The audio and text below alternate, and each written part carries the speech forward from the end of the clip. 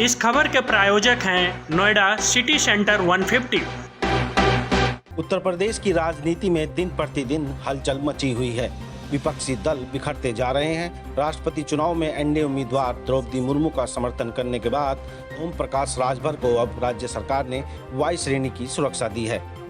हालांकि शुरुआत में इसे अफवाह बताया जा रहा था, लेकिन अब खुद ओम प्रकाश राजभर ने इस खबर की पुष्टि की है।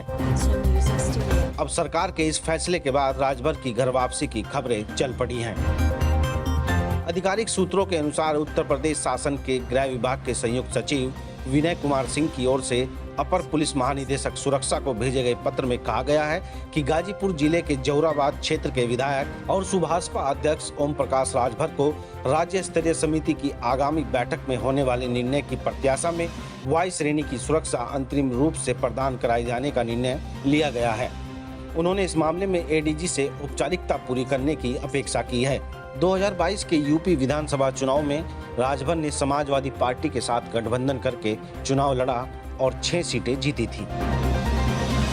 लेकिन चुनाव बाद सपा प्रमुख अखिलेश यादव से राजभर की दूरी बढ़ती गई। राष्ट्रपति के चुनाव में राजभर ने विपक्ष के उम्मीदवार यशवंत सिन्हा के बजाय एनडीए की उम्मीदवार द्रौपदी मुर्मू का समर्थन किया।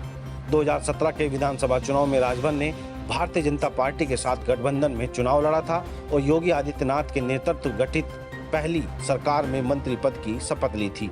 बाद में राजभर ने भाजपा से गठबंधन तोड़ दिया था। आपको बता दें कि वाई श्रेणी सुरक्षा में 11 सुरक्षाकर्मी शामिल होते हैं, जिसमें 2 पीएसओ निजी सुरक्षा गार्ड भी होते हैं। शासन द्वारा व्यक्ति की सुरक्षा का आकलन करने के बाद उन्हें उसी आधार पर सुरक्षा मुहैया कराई जाती है। अब जब राज्य सरकार द्वारा राजभर को सुरक्षा दी गई है, तो राजनीतिक गलियारों में चर्चा चल पड़ी है कि क्या राजभर फिर से एनडीए में शामिल हो सकते हैं। यहाँ आपको ये भी बता दें कि राष्ट्रपति चुनाव के दौरान राजभर की गृह मंत्री अमित शाह से भी मुलाकात हुई थी। उसके बाद उनके एनडीए में शामिल होने की बातें सामने आई थी। अब सरकार के इस फैसले के बाद इन खबरों को और भी बल मिला है। Bureau report, news first.